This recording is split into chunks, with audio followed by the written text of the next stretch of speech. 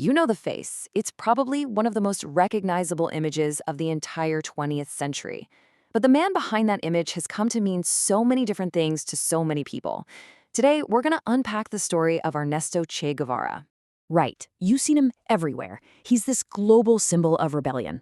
But what does that image really stand for? Was he a heroic freedom fighter battling for the oppressed?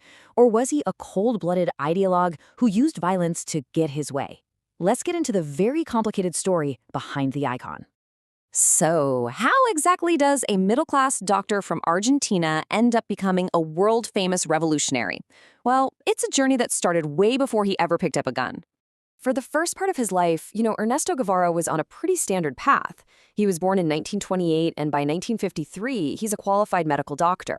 But then he takes these incredible motorcycle journeys all across Latin America, and they just completely change his world. And then in 1955, a fateful meeting in Mexico with a young Cuban revolutionary named Fidel Castro, well, that set his life on an entirely new course. And this is really the key to his transformation.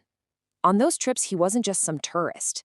He was a doctor, and he was seeing the raw, brutal reality of poverty, hunger, and disease up close. And for him, these weren't just medical problems anymore. He saw them as symptoms of a totally corrupt system, a system he came to believe could only be cured by one thing: armed revolution. That conviction led him straight to Fidel Castro and the fight for Cuba. This next chapter would make him an international figure and tie his name forever to one of the most pivotal events of the entire Cold War. What happened next was basically a masterclass in guerrilla warfare. He landed with Castro's small band of rebels in '56, and from their base up in the Sierra Maestra Mountains, Che quickly proved he was a brilliant and, frankly, ruthless commander. The real turning point came in late 1958. He led the decisive Battle of Santa Clara, and that pretty much broke the back of the Batista regime. Just a few weeks later, in January 1959, they were marching victoriously right into Havana. And with that victory came an incredible amount of power. Che wasn't just a soldier anymore. He became an architect of the new Cuba. He was president of the National Bank, minister of industries, but this period is also where his story gets really dark and controversial. He was the one who oversaw the revolutionary tribunals that tried and executed hundreds of officials from the old regime, often with very little due process. This is what cemented his reputation among his critics as a man who would not hesitate to use brutal violence to achieve his political goals. But here's the thing about Che. For him, the Cuban Revolution was never the finish line. In his mind, it was just the first domino to fall in a much, much bigger global fight. This gets right to the heart of his entire philosophy. Che didn't believe in waiting around for the perfect conditions to start a revolution.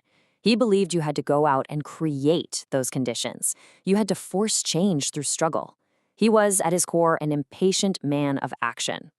So, while he was playing the part of a Cuban statesman, traveling the world as a diplomat, his real mission was always to export the revolution.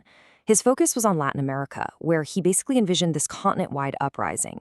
And then, in 1965, he makes this incredibly dramatic choice. He completely renounces his Cuban citizenship, gives up all his powerful government jobs, and just disappears, going underground to personally light the next fire.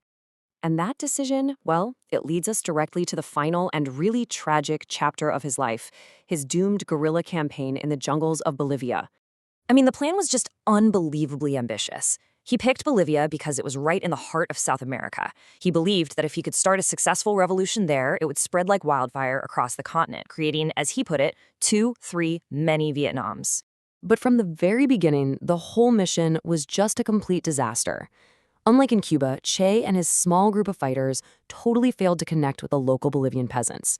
The locals were suspicious of these outsiders, so they were isolated, they were starving, Che's severe asthma was acting up, and they were in this harsh, unforgiving landscape.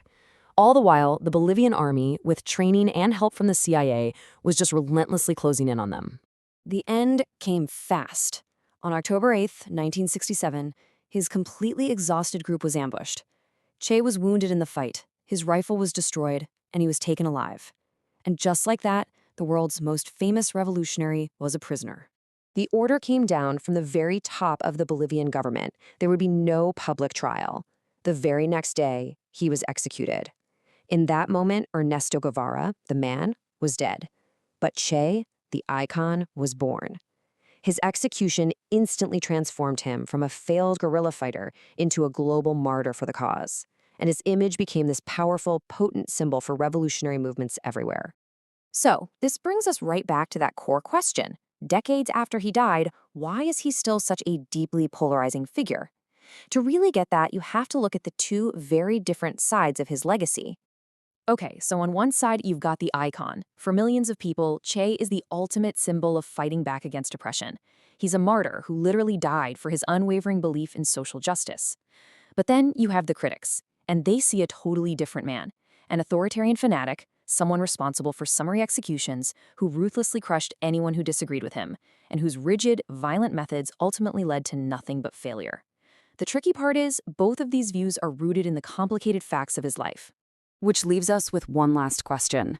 That famous image is printed on countless t-shirts, posters, you name it, often worn by people who know very little about his violent history. So what does Che Guevara truly symbolize today?